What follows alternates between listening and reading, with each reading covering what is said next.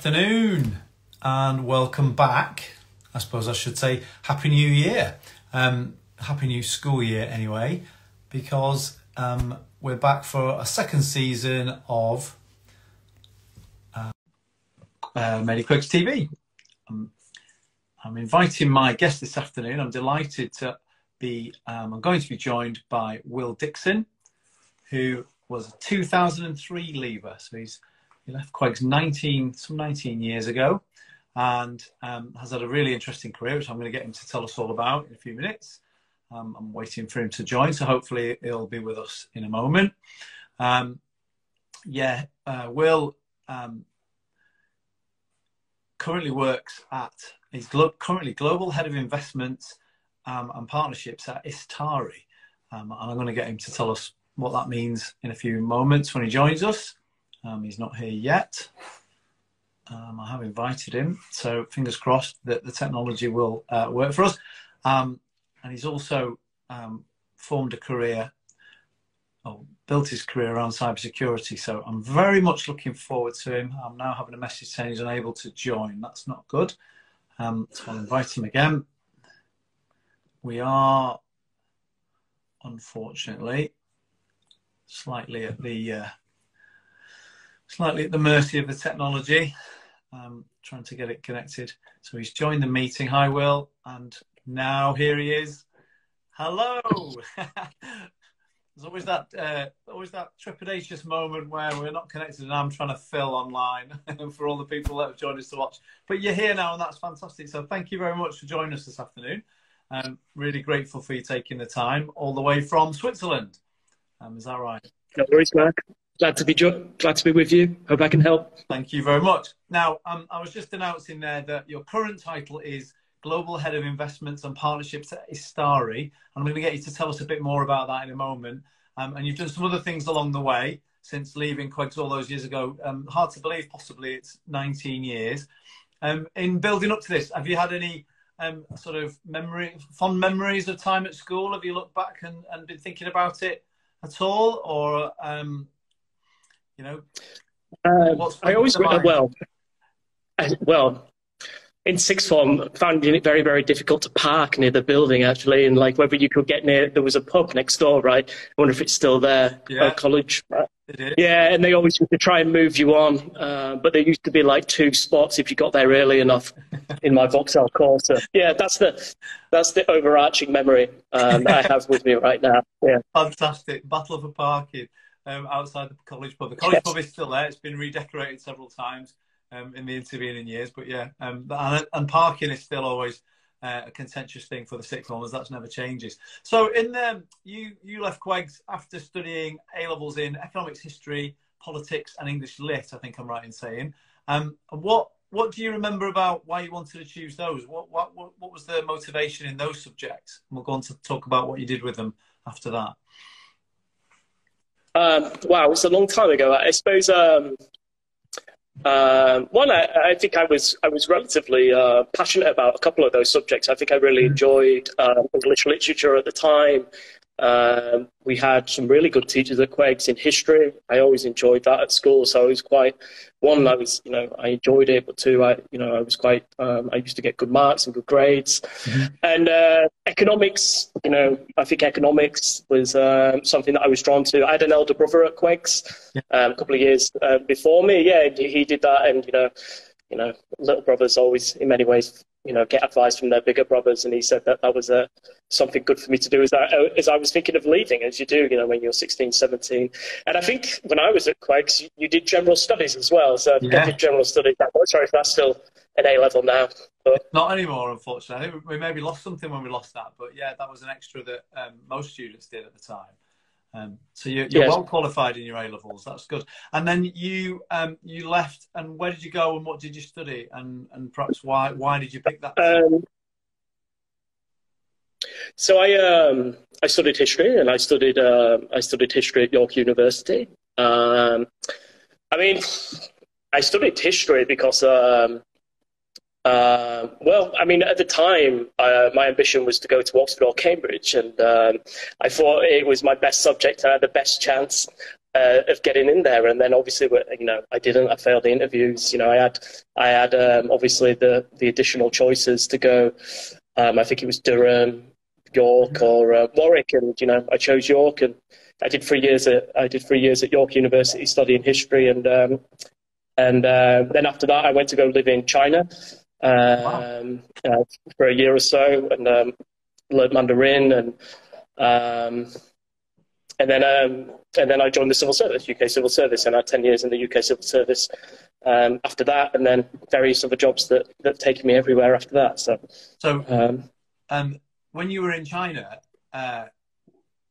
was that teaching or traveling or a combination? Yeah, so I think like most university students, particularly ones that, you know, choose to do, you know, generic humanities degrees, you know, you're a little bit stuck for what to do next. And there was a few of us that were thinking about teaching English. You know, it's a relatively common thing to do. We hadn't done a year abroad or a gap year before going to university. So, you know, opportunity came up. 3 of us went, from university, and had a fantastic time. And yeah, fantastic experience for a young 21, 22-year-old to do. Although that was probably 15, 16 years ago now. So. Oh gosh, yeah. And you said you learnt Mandarin, so you arrived in country, but not speaking the language. That must have been quite a challenge. Yeah, although it's something that I've lived in Switzerland for 5 years and not learned French.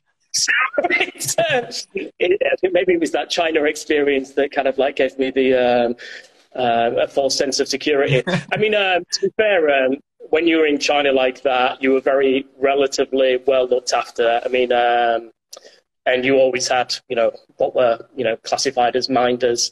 But yeah, it was definitely an experience and a challenge. But when you're 21, 22, all these things are fun, like, you know, so yeah, you just kind of go for it. Go with the flow a bit. And so you got back from China and you got a job with the civil service. Tell us a bit about that, please.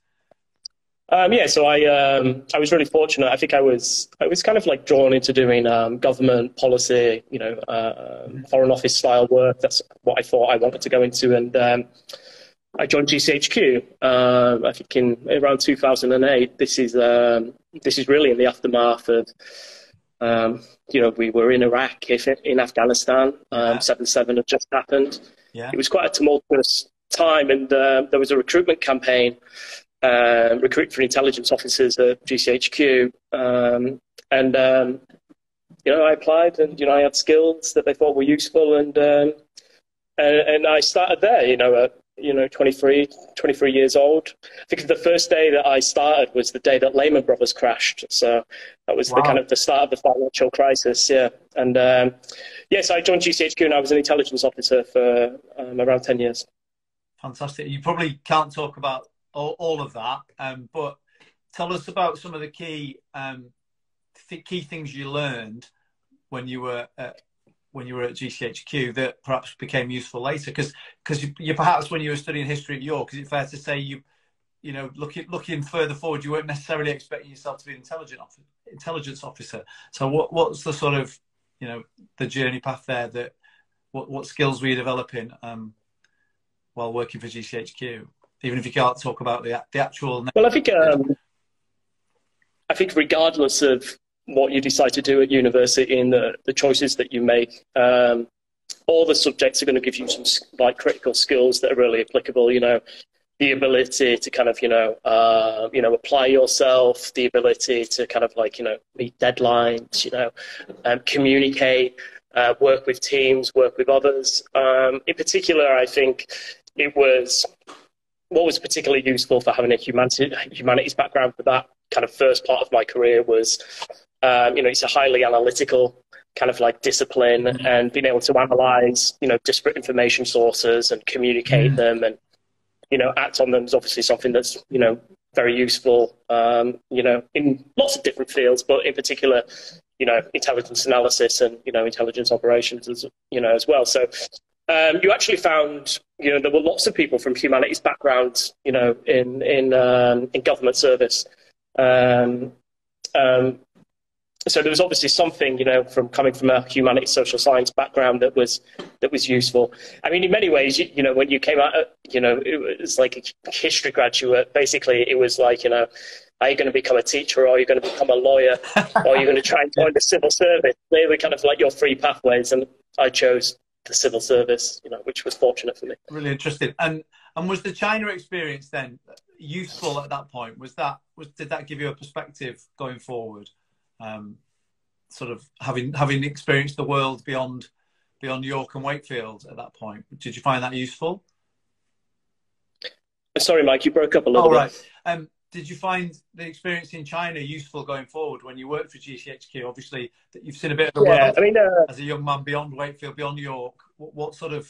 Yeah, I mean, like for somebody who always wanted to kind of like travel, see the world, the fact that I'd spent like the first 22 years of my life, like kind of honing my Yorkshire accent, wasn't quite how everything planned. But yeah, I mean, for a couple of reasons, some of the reasons I think are really applicable probably to some of the audience today, which is, yes, you want to see the world and you kind of like want to test yourself and you want to just experience, different things. And that's exactly what you should be doing, when you're in your 20s. It's okay to kind of, take these chances and do different things and explore, see the world. Yes, I taught in China, but I had loads of peers and who went off and did lots of different things, and it might be, traveling overseas, teaching abroad, but it might be taking different types of jobs. I think it's important that you do kind of like experiment and test yourself in those early 20s. I think actually, it was very useful actually getting my first rung on my career ladder, because obviously this was something, having experience, living and working in that country, with the kind of academic background that I had, this was obviously something that was a growth area, of interest, for the civil service. So it's hard to differentiate yourself. I mean, I think, there's plenty of people that were being kind of like produced with good degrees from good universities. So actually just doing something a little bit different that was, showed a little bit of kind of like, something about you, was important, I think, for getting that first job actually, and setting me on my way. I'm sure it was. And did you do some further study while you worked for GCHQ? Tell us about that. Yes, I did. So I went to King's College London. I did a master's degree in intelligence and international security in their war studies department. And I think the kind of like the UK education systems is actually quite a strange system compared to what you'll find overseas and when you work with people from different countries, which is you actually specialize really quickly, and then kind of you're forcing 16, 17-year-olds to kind of like quite make narrow choices compared to university systems in the US and Europe. And you'll find that most of those universities, they tend to do much more broader kind of like, tertiary education, and they specialize a little bit more at their masters. And I followed that path in a little bit of a winding way. I did my master's degree when I think I was 27, 28. So I had like 5 or 6 years worth of experience, and actually found going to university again and studying part-time actually was really useful and helpful. Actually, I got a lot more out of my second time at university than my first time, actually. Right, that's interesting. Yeah, university's wasted on the young. you need to learn. It is wasted on the young. We appreciate it. I would recount a similar experience. I don't think I got the most out of my time at university because I didn't know enough, and I was a bit too naive and a bit too mature at times. And going back to it later, I think I probably would have made more of it with a bit of life experience. I've talked to other people with that similar kind of outlook. I'm sure that's the case for many. You forget how you're young, like 18, 19, you feel you're old, but you're not. Like, you're still just learning. Sometimes you think, I think there's nothing wrong with starting your university journey, at 19, 20, 21. There's absolutely nothing wrong with, taking a gap year, seeing the world and not feeling that you have to jump straight into going to university. There are different paths that you can take, and they're all equally valid, and you can be just as successful. Not feeling that you're forced into kind of university at 18. Yeah, that's a really good point. I agree completely. And sometimes we talk to students who either aren't ready to go to university or are worried about losing a year. And it's, you know, it's something that people feel, but actually you can gain a lot in that year, if that's what suits you. But for some people, it's the right time. That's a really good point. And so what came after that, after GCHQ and war studies? You obviously learned a lot of skills. What was the next move, and why was that? Why did it feel like the right move at the time?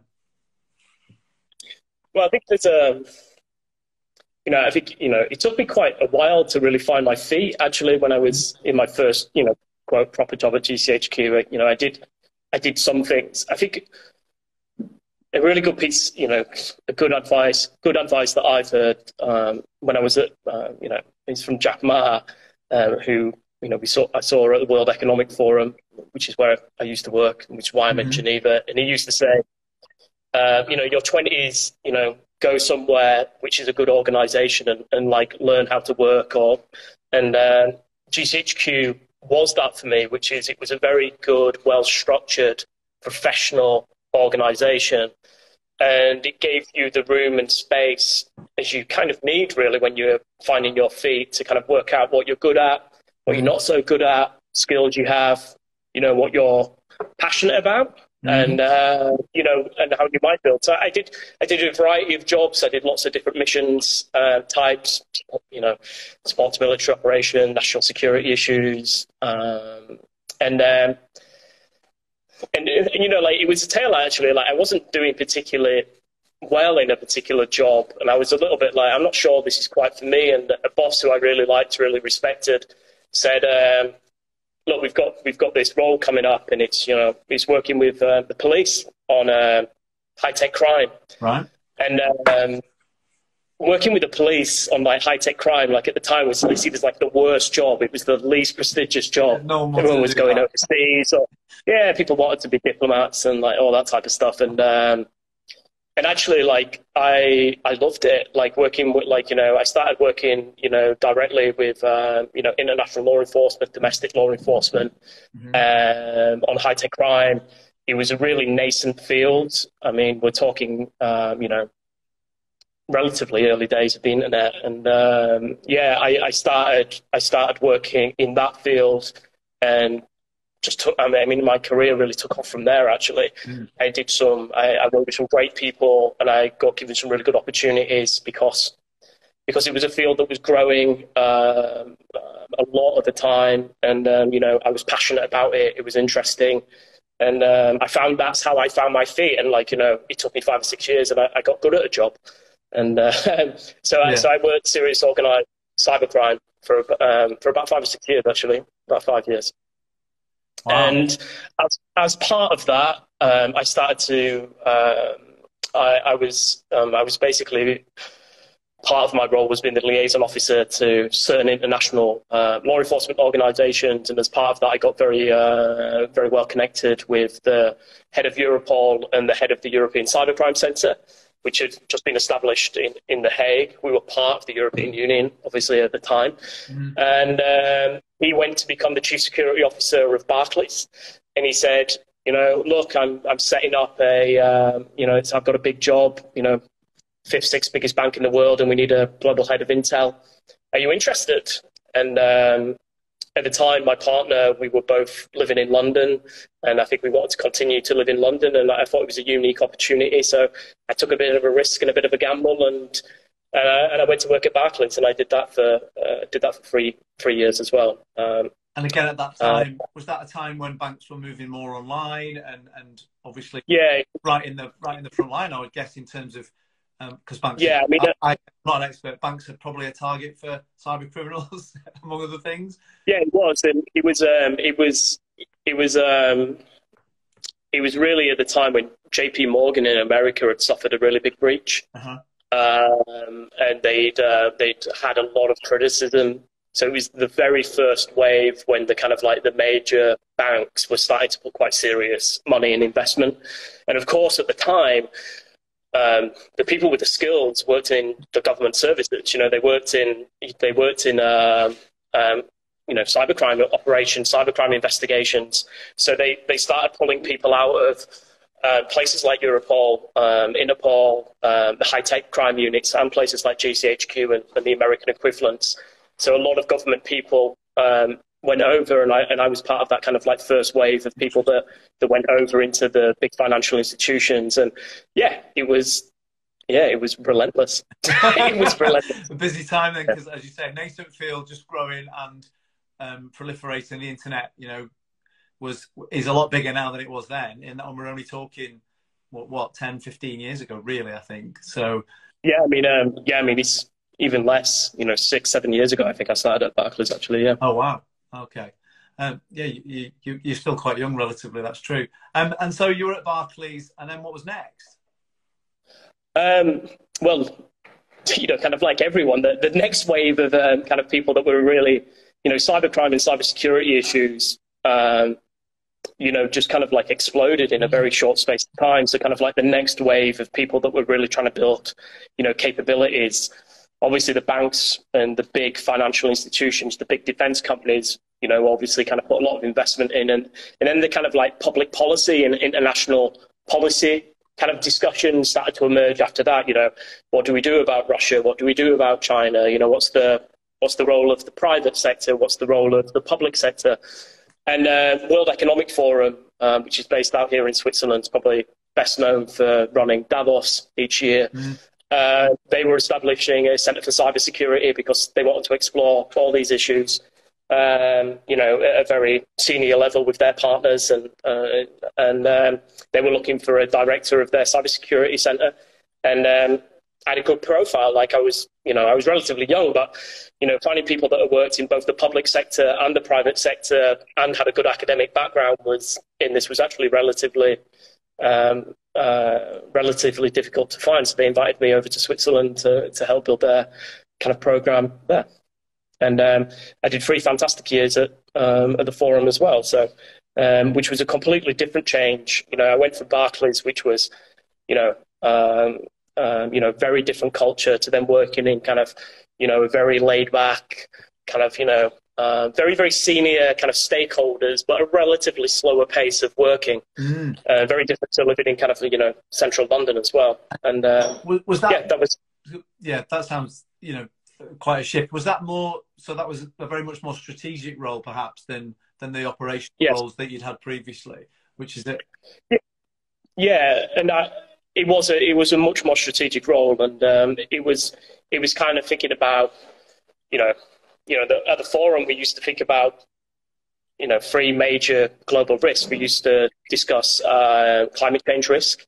We used to talk about financial risk, so risk to the global economy, and we used to talk about technology risk. So they were the 3 big pillars of what the World Economic Forum did, and how we built, what we, heads of state and prime ministers and presidents and, all the members that we had, they were the real core things that we, built our, programs of work on. And cybersecurity risk was the biggest part of technology risk. And it was systemic. It was about how is this new emerging systemic issue going to be managed by public-private stakeholders, at a policy level, a technology level, and a cooperation level. So all that experience that I'd had in the 10, 15 years of working, working in windowless rooms, looking at code, all the way to briefing kind of like senior bankers, and then the academic kind of studies, all kind of came together at the forum actually as well. So it shows you that you have different experiences that kind of like can come together and take you to places that, you wouldn't imagine that you'd, be invited to and engage in. And you must have had some really interesting times then, if you're talking at Davos or meeting heads of state, or, that's, you're moving in big circles there. Tell us a bit about that, because that's quite interesting. Not many people get to do that, I guess. I mean, it was it was incredibly privileged to be able to do that. And, a very, very unique experience. I think the unique insight that you got out of it was that ultimately a lot of these very senior stakeholders were just people, and actually, being able to communicate them in relatively simple, clear ways that they could understand why it was an issue to them and what they could do about it. You know, it was a skill that, you know, you'd started to kind of like learn all the way, you know, back at your kind of undergrad degree, and, you know, really started to kind of synthesize themselves, because you got relatively little time, you know, to kind of like make them understand what was the issue and what they could do about it. And being able to kind of like clearly articulate that at that level, you know, takes skill. Yeah, absolutely. You know, so yeah, your executive summary kind of idea. I need to get you to the heart. And phone just rang. Then I'm back. Yeah, and part of it is yeah, and part of it's, you know, building personal relationships, and you know, having, you know, being a person that, you know, where they feel there's integrity there, and being kind of like, you know, you're kind of trying to influence people without having authority in those types of positions. So yeah, all very, very useful skills. Yeah, and as you said, all the experiences you had to that point have brought you there, ready to do that. Can we look backwards a bit? That's got us sort of. Oh no, sorry, not quite up to date. You don't work there anymore. So what was the next stage? Sorry, we haven't caught right up to speed, have we? Yeah. So like after that, you know, obviously through the forum, I got to meet some great contacts, and the Singaporean sovereign wealth fund, which is called Temasek, which is basically one of the biggest investors of the world. They were spinning out a platform to do all their cybersecurity investments, and they were setting up a platform headquartered in London to hopefully become one of the biggest cybersecurity platforms in the world. And they were looking for people, you know, with good experience to join that. So they invited me, you know, to join the leadership team of that. So that's kind of what I do now. So, you know, I'm in a relatively well-funded tech startup technically, but still, yeah, kind of a startup, but with a little bit more kind of investment behind it than you usually get. Yeah, and that's been a kind of like unique challenge as well. You know, I can imagine. Lots of yeah. That's it's a different pace, and you know, you fall over a lot, and yeah. That's you know, but I'm fortunate as well. You know, I get to still live in Geneva and Switzerland, and I get to travel back more to the UK and see my family a bit more than I used to as well. So that's nice. But you've obviously settled in Geneva, and married, children, family life. Yeah, married. Yeah, married with a wonderful young son called Teddy, who speaks better French than I do. At 2 years old. Yeah. So that brings us up to date. Fantastic. Really, really interesting. And as I think you said, there's a real variety of things there, because you've moved at sort of opportune times when the next thing came up, the next right move. Can we look backwards to time at school? When you think back, well, you mentioned parking outside the college. What other memories have you got? Have you got any? Can you think back to any key moments or any fond memories, any reminiscences from time at Queggs that spring to mind?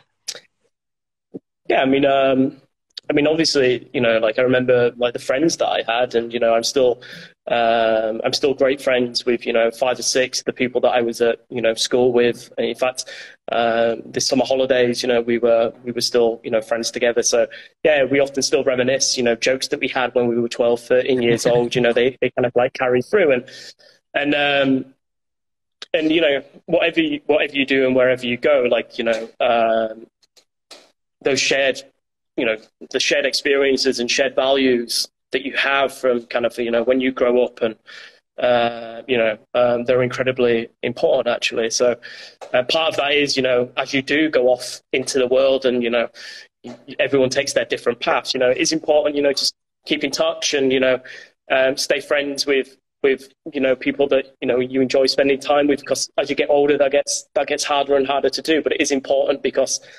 they're the people that have got the same values and same upbringing that you've got, and that's important actually, those values. I absolutely agree. And, I think that's... Go on. Got a slight delay. Yeah, another thing, I mean, I had some fantastic teachers as well. You know, like I think in the history department, you know, there was you know, Neil Rigby was a great teacher, Dave Binney, Mr. Reese. I'm not sure if he was the younger one then, so I don't know if he's still there. And I had a great economics teacher, yeah. Dave Eggleston. Yeah, so, you know, I had a great economics teacher, Dave Eggleston, and yeah, I mean, yeah, very, very fond memories and some poignant memories. I think, you know, when you were asking me to do this, one of the things that I do remember was when I was I did the Duke of Edinburgh. I think I only did the bronze. I remember going camping, and the kind of head boys or the kind of senior prefects used to take you. They used to help you, kind of like guide you, etc. And I think the head boy at the time, I think it was Martin Driver, and he was this. I think he was the head boy, or David. He had a twin brother brother was the head boy. But David. He was the twin. Yeah, and he was a wonderful guy. And I remember, I think I was at GCHQ and hearing the news about him, you know, being killed in action in Afghanistan. I remember that was something actually that I remembered from being 13, 14. Actually, that's something that stuck with me as well. So. Yeah, and I think both those things are features of the school. I would agree. I'm not really in touch with anyone I was at school with, but I think Quegg boys through their lives stay in touch. They stay connected, even if they're, as you are, in different parts of the world. And also that influence of older students. You remember when older boys worked with your older boys, and that's another theme that's come out and still does. And that's fantastic that you've got those memories. If you had. I can't believe we've had half an hour. It's gone like that. But if you had any particular advice, I mean, you've offered lots of advice as we've been talking, and it's fantastic. But any particular things that, you know, maybe look at it from the point of view of you can talk to your younger self. You know, these are things to watch out for. These are things to make sure that you do. The things you've learned on the way since you left school, because obviously you've had all those experiences. What advice would you give to anybody in the audience watching this today? I think kind of calm down a little, you know, as in just relax a little bit. I think when you're 16, 17, 18, you kind of feel like you're on this treadmill of need to get the best GCSEs, need to get the best A-levels, need to go to the best university. Teachers probably don't help with that, actually. But we mean well. And you absolutely mean well, because actually, you know, there's two parts of that. It is real. These things are really important because actually having good credentials do matter. It's like it is an unfortunate way of the world, which is actually, you know, those incremental steps of, you know, good university, you know, good first step, good, you know, etc. Of course. They do set you on a pathway, but it's also okay to kind of like think about that path and kind of like stop and like, you know, if you don't think you're on the right path, or you're going down a choice that you don't think's right for you, it's okay to kind of like take a breath and kind of like think and you know, explore other opportunities. And I wish I'd taken, at 18, I think I wish I'd taken a year out. Like I said, you know, we started this, which is like I went to a university in a course that, you know, maybe I didn't really want to do, and I actually wanted to do something else, but I felt a lot of pressure that you know, that was the thing that you did. And I think part of that was the, you know, social upbringing that we had. But part of that was like nobody was giving you advice, which is, you know, it's okay to kind of, you know, just stop and, you know, do something else for a year or two. It's not the end of the world if you take a few years to. And I've had lots of, and I've had lots of bad jobs and bad experiences, and some have worked out and some haven't. And you learn that, sometimes that's just that's just the way of the world. People are on different paths. I would say part of this is, and I think what has changed from me being at university and you know, when I was, you know, maybe even my brother's generation as well, was I think it was still at that tail end where, one, you didn't pay for tuition fees. You know, you still didn't have that huge financial investment. And I think there was still very much a mindset of, you know, good degree, get some good A-levels, get a good degree, go to a decent university, and you'll kind of like fall into a decent job. Yeah. I think that world has kind of disappeared a little bit for lots of reasons. One, there's a lot more people who go into tertiary education now. Yeah. 40% of the entire kind of like, school kids go into tertiary education. And secondly is, it really is like a globalized world. So, obviously since I left, government service, like every job that I've had has always had international workers and international colleagues. I've worked with talented people from all around the world, and, they're equally hungry and equally, equally skilled, and, got great qualifications from great universities as well. So I think it is a lot more competitive now. And that globalization and the global markets, dual sworded, which is your 16, 17, 18-year-olds who are thinking now, like, yeah, I mean, you've got some amazing things that you could go do. Like the world's like, you could work on, like amazing things in amazing locations, and like that opportunity of this world becoming smaller, like, is fantastic.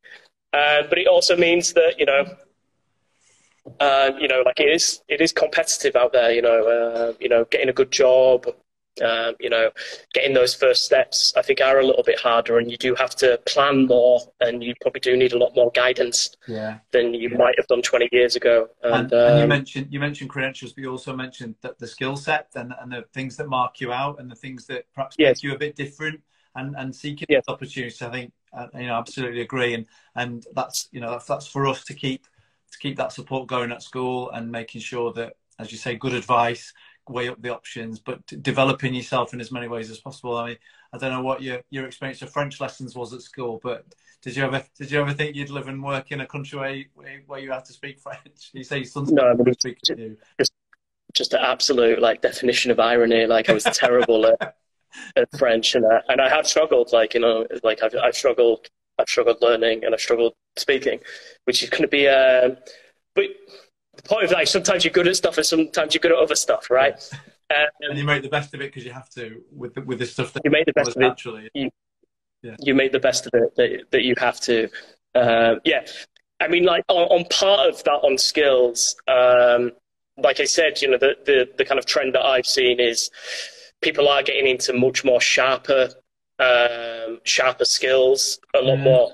Particularly, I think, with the kind of fact that there's a lot more financial investment now in education, in a sense that you have this potentially big loan coming your way.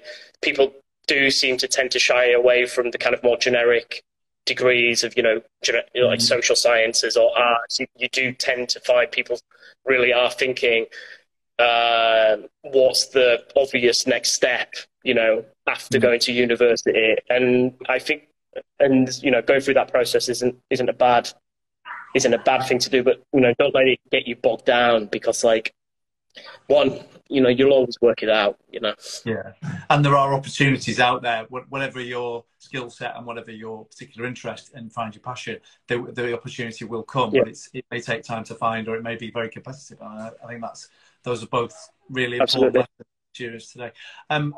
We've talked longer than I intended, but it's been absolutely fantastic to find out what you're up to and to listen to your perspective. Have you got any last piece of advice for students before we sign off? I don't know. I suppose the last thing is you said compound interest didn't interest you at school, but it's in, like, one, ask your father and, like, ask your economics teacher about compound interest and why it's important, because I probably wouldn't be working now if I hadn't learned about it when I was 18. And second thing is, go support Wakefield Trinity. If you're a Quegs, they need all the support they can get, and rugby league's an important part of our community, and wherever you go in the world, you'll always find a Wakefield fan. Fantastic. Well, the next time you're back in Wakefield, please do come, and there's an open invitation to come and visit us at school and catch up, and we can maybe even visit the college and have a drink or two. And but the next time you're back in Yorkshire, please come and say hi. It's been absolutely brilliant, Will. Thank you for taking the time out this afternoon to chat to us, and good luck with everything, whatever's next. Keep in touch and let us know what you can move on to next. And we'd be really delighted to hear from you and follow your career with interest. So thank you ever so much for your time, and all the best. Thank you, Dad. Take care. Thank you. Bye.